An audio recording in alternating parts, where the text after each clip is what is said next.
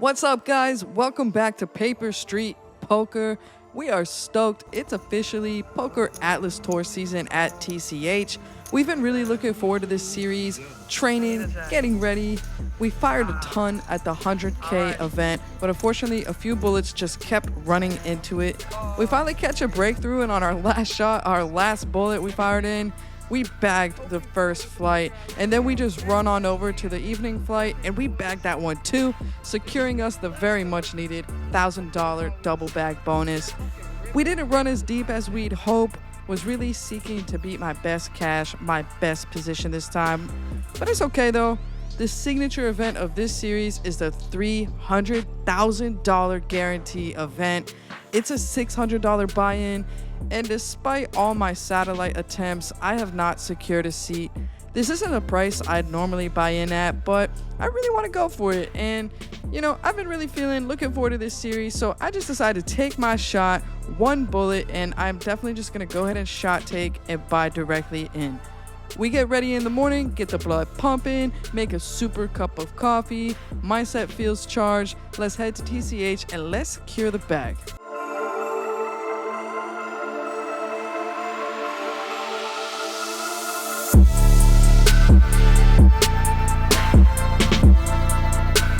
Okay, starting off easy, we're only four-handed at the 100-200 level. Under the gun is going to limp here, and I'm in the big blind with ace-jack offsuit.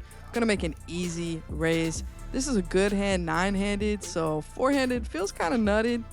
Be prepared to adjust your ranges and go wider as fewer players are sitting at the table. He calls, and the flop comes down nine of diamonds, jack of clubs, nine of hearts. We make an easy continuation bet and collect our first pot of the session. Now we're sitting six-handed, players starting to come in. This is an earlier flight for a Friday, so hoping it grows and we can have a decent field to collect a decent bag for day two. Under the gun opens to 400. Mid position is going to raise to 1500. Button makes the cold call. I'm sitting in the small blind with pocket nines, and I have a decision here. I think it's normal for people to just call, but I think that opens us up to a squeeze from the mid position player, especially since the button made the cold call. Also, by calling, my range is capped to basically what I have. Medium pocket pairs, some suited aces, suited broadways. Since we are six-handed, pocket nines in this spot feels good to raise and alleviate those issues. I go ahead and raise it up to 4,200. Surprisingly, under the gun and mid-position fold, and the button's gonna double flat. We're heads up to the flop, which is jack of clubs, 10 of clubs, 10 of spades. Now, exactly what I already said about my own range if I would have just called, we can apply that same range to the button. Low to medium pairs, suited aces, random broadways. It's going to be a weaker range, and we can get folds from red cards. We can get value from pairs below our nines, start charging those Broadway draws, and of course folds that just don't connect well with this board. We go small, 3K, and the button folds. Glad I found a raise here and got us a substantial pot so early in the tournament. Seven-handed, I'm in the under the gun position, looking down at ace-queen offsuit. Gonna open it up to 600. The button and the big blind make the call, and we head to the flop. Flop is gonna be nine of hearts, seven of spades, four of hearts. It's an ugly board for me, and I'm in the middle of two players, so I go ahead and check, and it checks around. Turn is gonna be the jack of clubs. This Broadway card should be better for my range, but I'd like to check again to see if my opponent's connected. It checks through again though. And then the river is going to be the nine of clubs. Big blind leads for 1K. Not sure what value he's trying to say he has. It's a paired board. I have ace high. He's betting half pot. I like the bluff catch when my opponent has a weak line and takes this sizes. So I make the call. Button's going to fold, and big blind shows queen, six of hearts. Trying to make a move, trying to get away with it. And we collect. Still seven-handed, but the level has gone up. We're in under the gun, 45.7K behind, and we got pocket queens. Raising it up to 700. Mid position is going to raise to 2,500, and then the cutoff is going to elect to jam for 7.1K total. It gets back to me, and I just think I have the best hand here, so I isolate over the top to 20K, trying to get this heads up with the cutoff. Since cutoff doesn't have much behind, they can have a wider jam range here, thinking this is a nice price to try and chip back up. Mid position doesn't cooperate. He just tank jams it all in for 37.5K total. And of course, we call it off. When a player tanks like that, it's just never aces or kings. And the best hand it could be is going to be ace king, which, like, I'll take my flip, it's fine. Or worse pairs, and then we have that crushed. Cutoff jammed with pocket sixes, and mid position is going to flip over jacks. Jacks, sixes, queens. Oh my god.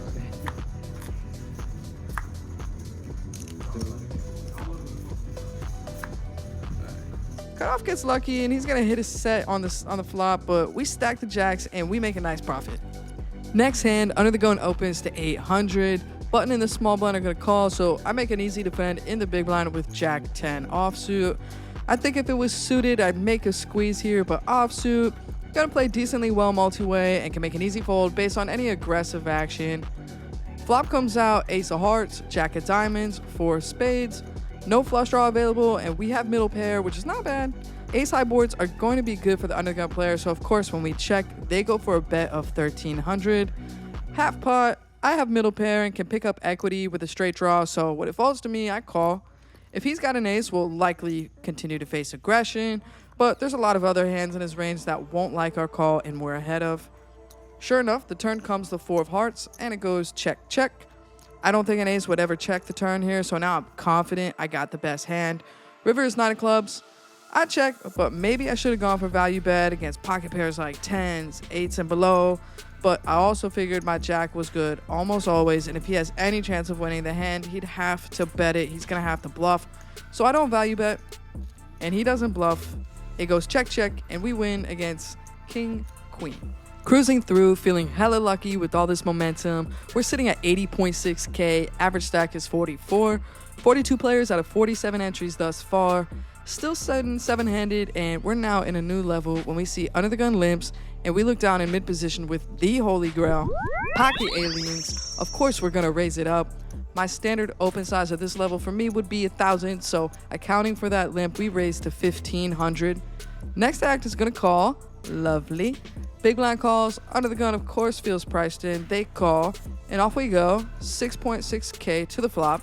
It's gonna be 3 of clubs, 5 of clubs, 6 of spades. I got the best hand in poker, a draw to the wheel, and no club in hand, so we're gonna bet for value here.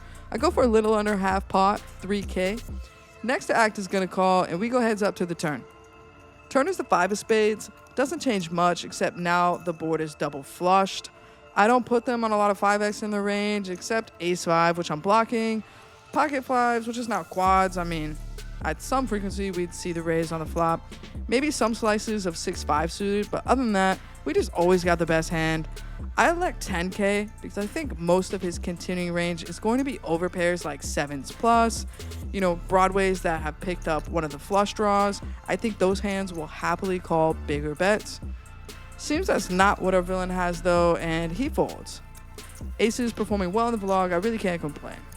Talk about momentum. Our next hand, we downgrade just a smidgy in the big blind with pocket kings. And even better, we see the cutoff open to 800. The button, who's a good player at this table, raises it to 3,100. I mean, I just love these spots when you're in the big blind, watching all this action ahead of you, and you're just laying in the weeds with the goods. Rather large 3-bet from him, and we can't complain. It gets to me, I kick it up to 11k. The cutoff folds, and button is gonna make the fold, but they show us the ace. Sometimes all it takes is one, so I happily take this one in. Quick one here, we're now 8-handed and cutoff opens to 1,000. Button calls, I'm in the big blind with king 7 offsuit. Maybe cuspy, but against late positions and a king in hand, I defend. Flop is a beauty, king of spades, 7 of diamonds, 6 of clubs. We call that a big blind special. I check, cutoff makes a bet of 1,000. I'm gonna fast play here. If he's got a king, he's not folding. He also started the hand with only about 21k, so I check raise to 3k, trying to play for stacks. He makes the call. Turn is the 2 of clubs, so now some backdoor clubs comes in. Other than that, it's bricky, so if he has a straight draw, a king, picked up the flush draw, we could just keep getting value from these hands. We go 6k. I don't really like this size because it prices out hands he'd maybe continue with like strong pocket pairs. But then again, I don't know if something as strong as queens would even make the call. Something to think about though. Let me know what you think because he does make the fold. Not sure if that was the best sizing. We are on break. Feel like I am having a fun start to this flight. I thought there'd be more people like last week on the 100K the Friday. It was really busy. It was, I think, busier than the Saturday. There's only 47 right now, which is cool as far as like odds to get to day 2. However, you don't have as many chips in the tournament to collect. And the goal is to not only get to day 2, but to have a nice bag to go with it. I'm on track for that goal, but just keeping that in mind. Definitely don't want to leak chips. Having a strong start, sometimes it's easy to have a bad finish, but fuck that. We're gonna be closers today. Having that mental talk, we're closing this thing out. I'm excited. Gonna keep running. Thanks, brother. Cool guy. Coming back from break, I'm charged up. I got chips, I got watermelon. Let's keep this thing going. We got 98K in chips. The average stack is 48K. Now 48 players out of 58, and we still got 2.5 hours of reg to go. We're 6-handed again. Mid-position limps. Button is going to raise to 1600. I decide to defend with ace-4 offsuit in the big blind. I know since Button being a good player, he can easily try to ISO the MP with a wider range, especially playing in position. I could probably just as well fold this hand, and overall probably should, but we're only 6-handed, and ace-high hands have more value, so I also know the MP is just going to call, so the excuse is I'm going to get a price, which is what happens. Mid-position calls, and we go to the flop. Flop is Jack of clubs, 10 of hearts, Jack of spades. It's a paired board, pretty good for my hand. It checks to the button, and he bets out half pot, 2.6K. I make the call, and we go heads up. Turn is the king of clubs. It's a third Broadway out there, and it's going to be way better for the button than me, so I check, planning to check full, but he checks it back. River is the jack of hearts. I'd expect him to bet if he has a boat. I'm ruling out queens, kings, king X, aces based on the turn check, so when I check it and he checks it back, safe to say we are probably chopping this up, and that's exactly what's happening. We're going to chop this up against another ace high. Okay, we're on the button. We have 10 of spades, 8 of clubs. Probably the worst offsuit 10 I'd open here would be 10-7. We can always open really wide on the button, especially since we're chip leading. Both the blinds defend. Flop comes out 10 of clubs, king of clubs, 2 of clubs. It's a monotone board. We have a pair and a flush draw. Big blind decides to lead here.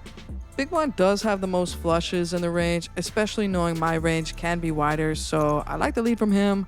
I of course defend, and we're gonna go heads up. Turn is the 9 of spades. He checks, which I find interesting. What hands want to lead on the flop but give up on the turn? I don't think king X should do this. Ace of clubs doesn't do this. Maybe bottom pair takes this line, a queen 9 type of hand, even 10x hands. I decide we're going to charge whatever it is he has because this is pretty weak and likely a white flag. I opt for 4K, and white flag it is. He gives it up. We take it down. 8-handed, we're at the 800 blind level. I'm in the cutoff with 6-7 of spades. I'm going to open at 2K. Small blind defends. He's got about 65K behind, and we go heads up to the flop. Flop is going to come down, queen of clubs, jack of diamonds, 4 of hearts. Complete whiff for our hand, and if I think about like what the small blind's calling range, it's going to be Broadway type hands, medium pocket pairs, suited aces. I like to check and see what he wants to do on the turn. Especially no spade on the board, can probably just be done with it. Turn is going to be the 6 of diamonds.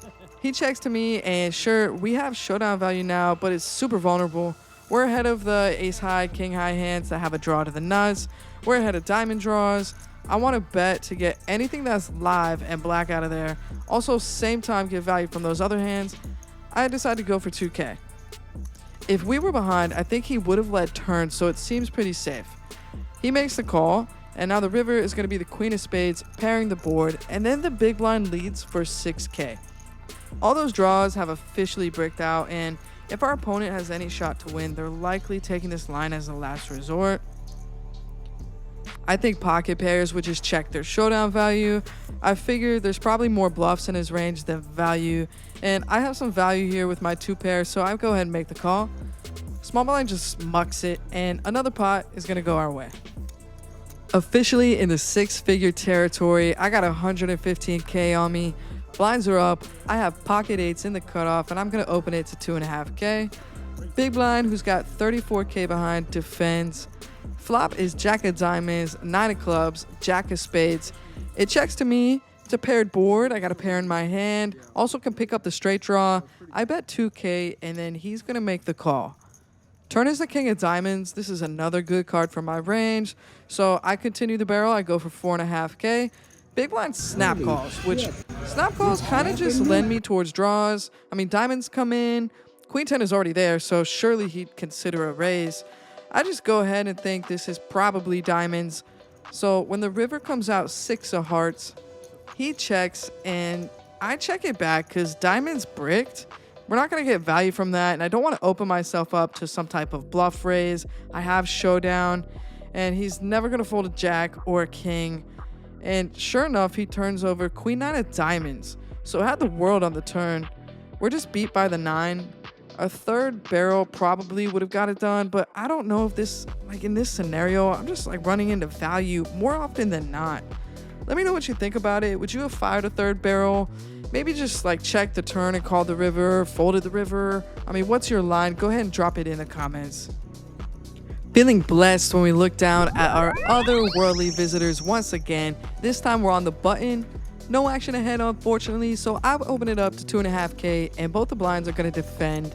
Flop comes down, 10 of diamonds, 9 of hearts, 5 of hearts, no heart in hand. I bet 3K, and then they both make the call. There's going to be a lot of 10x here, 9x, straight draws, flush draws. Not going to let free cards peel, so when the 2 of diamond comes on the turn, adding another flush draw in there, it checks to me, and I decide to go bigger. I'm going to go for 11K. Neither of the opponents are going to like it, and then they both fold. So it's cool. We'll take this in. Aces still on a streak. I'm in +1. We got 10, 9 of spades. I like 10, 9, man. It feels like a good hand. Feels like a sneaky hand. We open, and the small blind defends. We're going to go to the flop heads up. Flop is 8 of spades, 6 of hearts, 6 of spades. It's an interesting flop because it feels like I have the world. I got a straight flush draw. I got 2 overs. I think both of us have pocket 8s equally. We probably have the same amount of 6x. Small blind's going to check it to me, and I decided to check because we have enough equity to go 3 streets. I'd like to realize we can give the small blind a chance to start bluffing. I also want to see what action he takes on the turn, get a read into his range, and then this also is going to balance my checking range, which we can do things like that when we're playing in these $600 events, you know, not those crazy $25 ones. Watching this now, I think I would have liked to bet because our hand is strong enough to handle any check raises, and we could just start building the pot now for when we do hit. But hey, I'm just a work in progress over here. Turn is now the ace of clubs. It's not the hand small blind will likely start bluffing since I have all the strong ace-x. This is going to be better for my range. It checks to me, and I start to rep and bet 3K. Small blind calls. River is now 2 of diamonds. All that equity I had is now officially bricked out. Small blind checks, and this is a very passive line from them. Of course, I just have 10 high right now, so we're going to have to go for another bet and continue the whole pair of aces story. I don't think I got to go crazy, so I keep it chill with 6K this time, and that's going to get us the fold, and it's going to get us the pot. I'll take it one way or another. Next up, hijack limps, and we're in the small blind with king 6 of clubs. Big blind isn't raising often enough, so I complete with my nice suited king, and the big blind's going to check. Flop comes out, ace of spades, 5 of spades, 3 of clubs. It checks to the hijack, and he bets out 2K. I don't take any limped hands serious, and I've played with this player enough to know he would raise any strong ace-x hand, so I thought about going for a check raise. Like I said in the last one, I'm working on my check raise range. I don't always want it to be thick value because then I could easily be exploited by my opponents, allowing them to overfold. With backdoor straight draw and clubs, maybe my king being live too, I think this would have been a good spot, but I end up just calling. Big blind gets out the way and we're off to the turn. It's a 3 of hearts. Pairs the board, so I check it to the hijack and he checks it back. King high all by itself could just be good at this point, but just in case we needed a little extra something, the river peels off the 6 of spades. I guess we beat pocket 4s and deuces now. Better king high, but I mean that's about it. No reason to bet, so I check. The hijack checks, and a pair of 6s is good as he mucks his hand. We're six-handed again at the 1200 blind level. I'm at a healthy 136K, and the average stack is right now 70K. I'm staying above the rim for basically this whole session. I can't ask for much more. 49 players out of 86 entries. I open under the gun with 7-9 of hearts. Since we are six-handed and I am chip leading, this seems okay. Big blind's gonna defend and we head to the flop. Flop is queen of hearts, 9 of clubs, 3 of hearts. This is a good board from my range, good board from my hand. So I c-bet small here for 2K. I choose a smaller size, so 3x. Any pairs in between can feel comfortable to peel. He makes a call, and then now the turn is going to be the 7 of spades. Even better, because if the big blind does have a queen, we are well ahead now. I choose 5.2K, half pot, and then we get the call again. River is the ace of diamonds. I don't love it because if I was barreling through with ace king or something, then this could stop us from getting value. Plot twist though, I bet 6K and he raises me to 30K. This just seems so odd. It's a big raise. I really don't know what this can be. I mean, slow playing a set of threes, ace 9, queen 9, of course I'm blocking that. It just seems funky, and this player is capable of doing some funky stuff, so I don't think too long. I just make the call, and then he goes ahead and shows us pocket fives. I think my intuition took the lead here, and it just like the whole thing fell off. I don't know why my opponent took this line. It is the last hand before break, and sometimes players like get weird or get fancy right before break, or I don't know why, but it happens. But this works out in my favor, so hell yeah, I'll take it. Time to work in a meal, get a focus booster in the system, and lock in for the next half. Reg is officially closed. 54 players left out of 95 total. Blinds are now at the 1.5K level. I got a crazy 118 bigs in the stack. I mean, what a dream.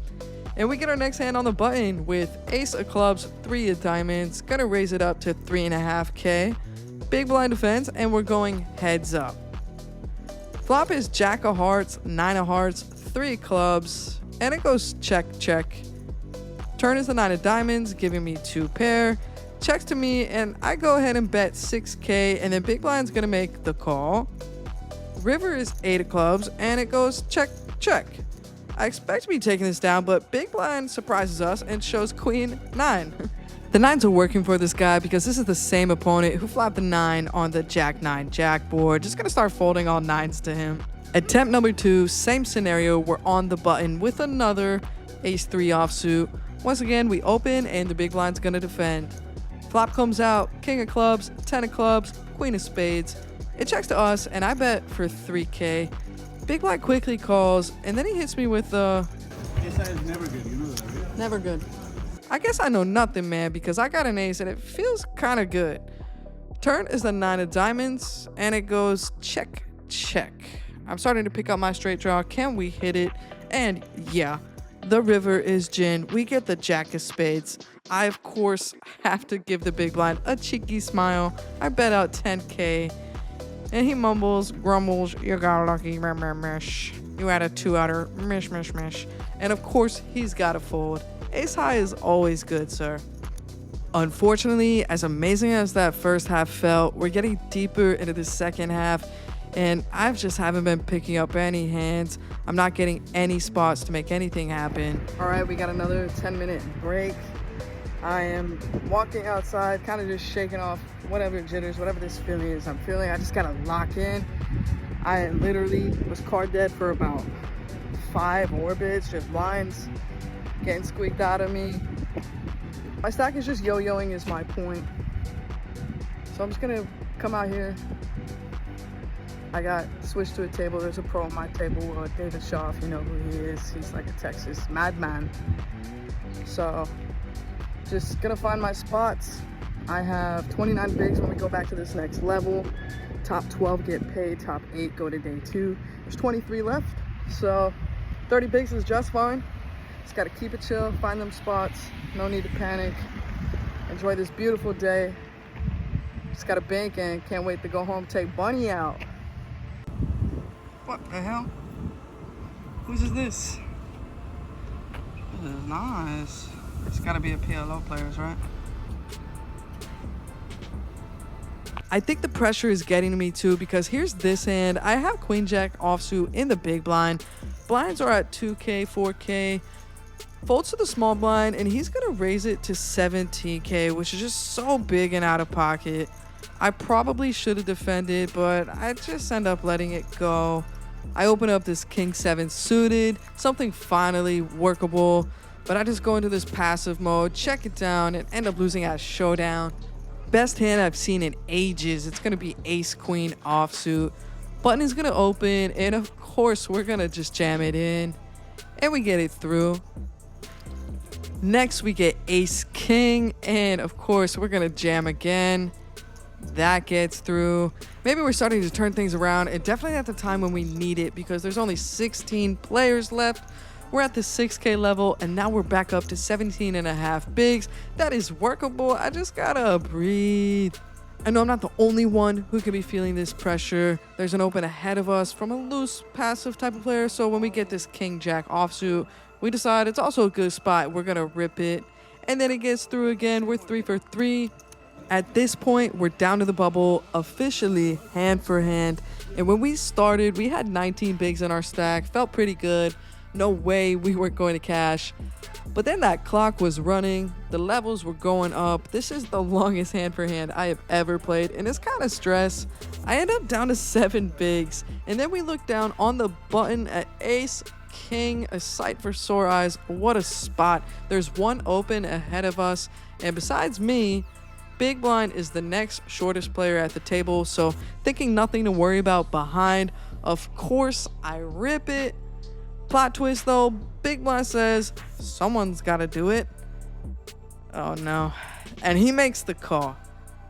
But seems all good. We are up against Ace Deuce. The whole room has been waiting for this moment. I don't know. My big brother's closing the card. Oh. All right. That's fine. All right. Come on, bro. You weren't looking when she had it open. No. I always thought it was the back of her hand. I thought she was slapping you.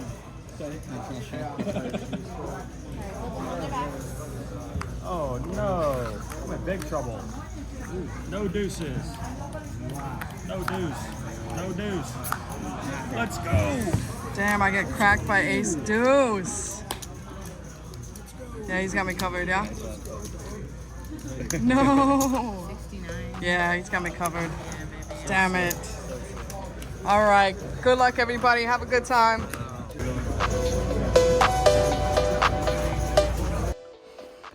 Yep, so I guess I am not destined for the Poker Atlas tour. That was how I was a bubble girl. Pretty brutal. On the button, 7 bigs, Ace King. Of course, I'm going to rip it in every time. And of course, I want that call from the Ace Deuce every time. Just so happens that, happened to be a little duck on the flop. And what can you do? I feel that tournaments are just a culmination of all your decisions. So yeah, it's really easy to be like pissed and heated about the bad beat or whatever, and not gonna lie, yeah, I'm a little tight, but at the end of the day, there's been plenty of decisions and spots that I was in that I probably could have done better at, that where I wouldn't result of being 7 bigs on the bubble. You know, I could have done better to avoid that position all to begin with. So I'm glad I vlogged it all. I can go back and review the spots, figure out where I can get better. I felt I did better at vlogging in general, keeping track of all my stuff today. That's a win. And from there, just get better, fire again. That's gonna be it for the Poker Atlas tour. My bankroll's cut. Gonna have to spend more time playing cash these next few weeks. Stay tuned for that. Thank you for watching, appreciate you. Of course, I spent almost 10 hours away from my woman just to get home with no bacon. I wanna make it up to her and I take her out. Yeah, I busted, but we ran pretty far, so let's celebrate with some tequila. Amateur, amateur. It's late, I'm in the mood for some crawfish, so I took her to Jiao's Bar and Bites. We used to hit the one in Chinatown all the time when we started dating, and it's definitely a cool spot. This evening, they got the DJ jumping with all the millennial hits. It's funny because when we first walked in, we're like, damn, this place is too loud. Almost decided to leave, but, you know, definitely showing our age. But as the drinks kept coming, we were having a great time together. We started dancing, vibing. The food here is awesome. It's open late. We ordered fresh oysters, crawfish. Crawfish was only $8.99 a pound. Did I mention they have tequila, crab legs? Great menu, for real. Great vibes. Eventually, next thing you know, the servers ended up taking shots with us too. I mean, we were just having a good time. Definitely recommend go pull up. Have a good time, buddy? Yeah. That was a good DJ. Better than the DJ we hired. Shit. Yeah. You look like you having a good time. I did. Thank you for coming out with me, baby. Of course.